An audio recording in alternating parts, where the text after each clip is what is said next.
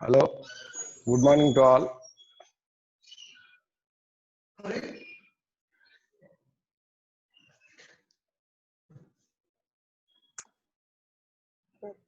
In the last class, I introduced a new chapter, quadratic expressions and equations.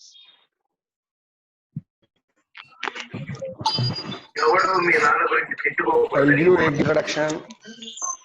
నిన్న net problem వల్ల స్లోగా ఉండి cut అవడం జరిగింది. వాళ్ళ ప్రాబ్లం లేదు. An expression ax square plus bx plus c is called a quadratic expression. In x, a expression in the form of ax square plus bx plus c is called quadratic expression.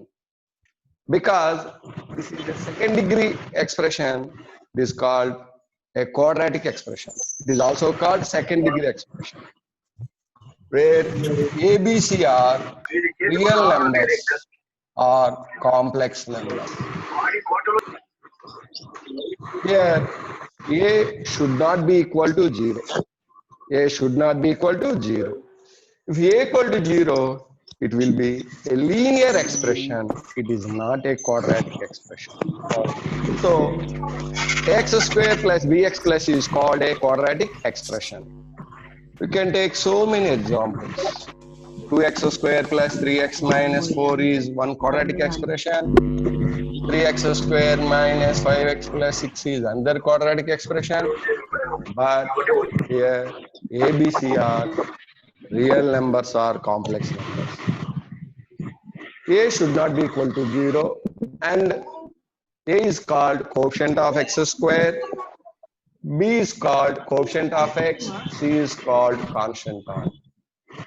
Next, an equation ax square plus bx plus c is called a quadratic equation.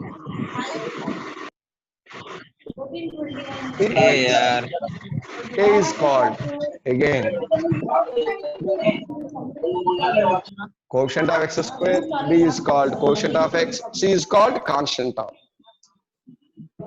A number alpha is root of the x equation. A number alpha is root of the equation. Then only it should satisfy that equation. That means a alpha square plus b alpha plus c equal to 0. Once again, a number alpha is root of fx equal to 0 if only if this alpha should satisfy this equation. Otherwise, it is not root or solution. Since it is quadratic equation, it will have at most 2 roots. It does not contain 3 roots or 4 roots. You will have at most 2 roots. The 2 roots may be distinct, the 2 roots may be equal, the 2 roots may be imaginary. We will discuss in nature of the roots. Number 1. Number 2, if alpha, beta are the roots of fx equal to 0, then we can talk sum of the roots alpha plus beta equal to minus b by a, and product of the roots alpha beta equal to c by a. If alpha beta are the roots, then sum of the roots alpha plus beta equal to minus b by a and alpha beta equal to c by a.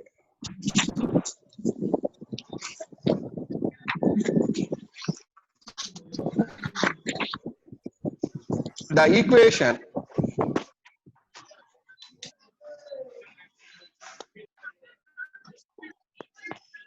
having a roots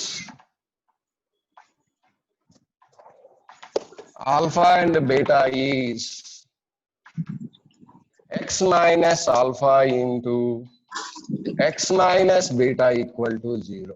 That means x square minus alpha plus beta x into, if alpha and beta are the roots, we can talk the quadratic equation. Since alpha is the one root, x minus alpha is the factor, beta is the root, x minus beta is the factor. So the multiplying will get the quadratic equation. After multiplying, we'll get this condition, that is x square minus alpha plus beta into x plus alpha beta equal to 0. Number 4. This equation contains at most 2 roots. We can find the roots by using the formula x is equal to minus b plus or minus root of b square minus 4ac by 2a. From this equation, by solving, we'll get this condition. So we'll get the 2 roots by using this condition. We know in 10th class, we know this result. X is equal to minus b plus or minus root of b square minus 4ac by 2a. Here, a is called quotient of x square, b is called quotient of x, c is constant term. By substituting these 3 values in this condition, we'll get the 2 roots. So, if you know these conditions, we'll do some concepts, some problems also. So, number 1, if alpha is the root, then alpha should satisfy this equation, that is f alpha equal to 0. That means a alpha square plus b alpha plus c equal to 0. Alpha beta are the roots of this equation, then alpha plus beta equal to minus b by a and alpha beta equal to c by a. If you know the roots, we can talk the equation, that is x square minus alpha plus beta into x plus alpha beta equal to 0. Also, you can find the roots from using this equation. From this formula, you can find the roots using this formula. X is equal to minus b plus or minus root of b square minus 4ac by 2a. I will give some examples. If you know the equation, for example, 2x square minus 3x plus 4 equal to 0 is quadratic equation. We can find the roots using this formula. Or by calculating the factors. In some problems, it is difficult to find the factors. So in this way, we have to find the first of all the discriminant b square minus 4ac. Here ax square plus bx plus c. Here a is 2 and b is minus 3, c is equal to 4. By substituting these values in delta, here delta is called discriminant. First of all, we have to find the value of delta. What will happen? B square, 9 minus 4 into 2 into 4. 9 minus 32 minus 23, the value is negative. So here, if you know the quadratic equation, you can find the value of delta. The value of delta will be in 3 ways. Number 1, delta may be less than 0, delta may be greater than 0, and delta may be is equal to 0. Okay? The 3 cases will be possible on given condition. In this problem, here delta is less than 0. In another problem, the delta will be equal to 0. In another problem, the delta greater than 0. So, if delta is 0, the roots are real and equal. I will give one example. If delta greater than 0, the roots are real and distinct. If delta less than 0, the roots are not a real, they are like conjugate complex roots. They are conjugate complex roots. They also occur in the form of p plus iq, a complex number. That means if you find from this equation, the roots will be in the form of p plus or minus iq, because your discriminant is less than 0. So from given problem, first of all, we have to find the delta. If delta less than 0, by substituting these ABC values in this condition, we get the roots. Since delta less than 0, the roots are imaginary roots. So I'll give simple condition.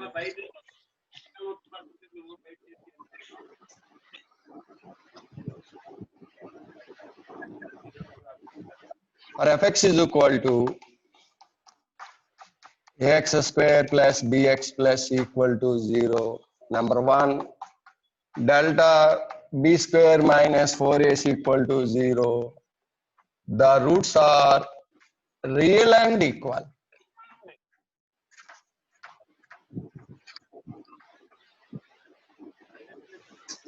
The roots are real and equal.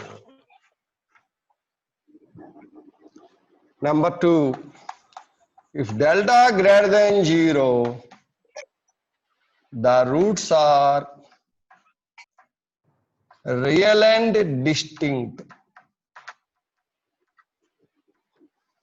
Number 3, if delta less than 0, the roots are not a real, they are conjugate complex roots.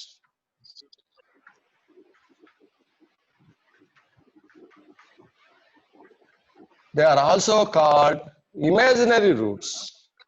They are in the form of p plus or minus iq.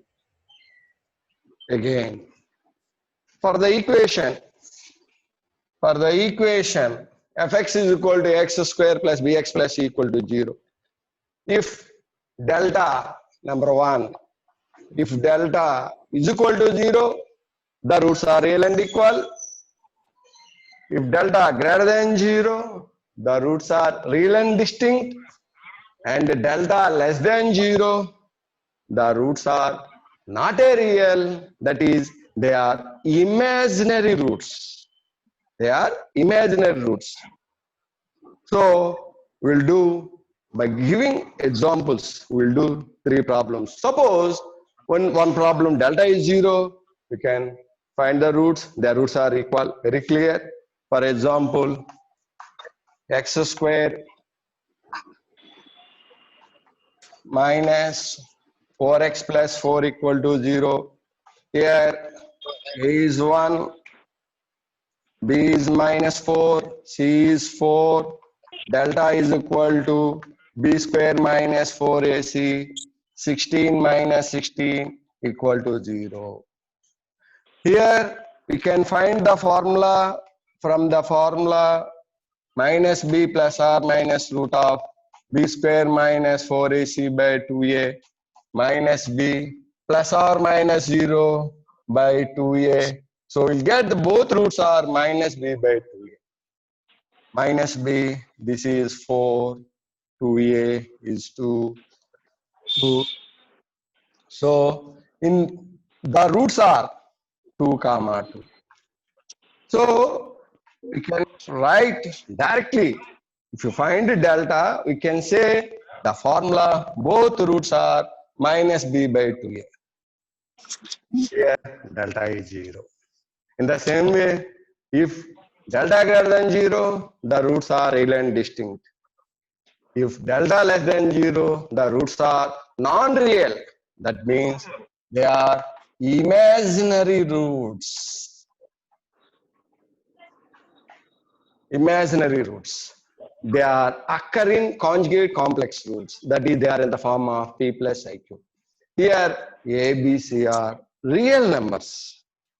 Suppose A, B, C are rational numbers. Delta equal to 0, the roots are rational and equal, same case.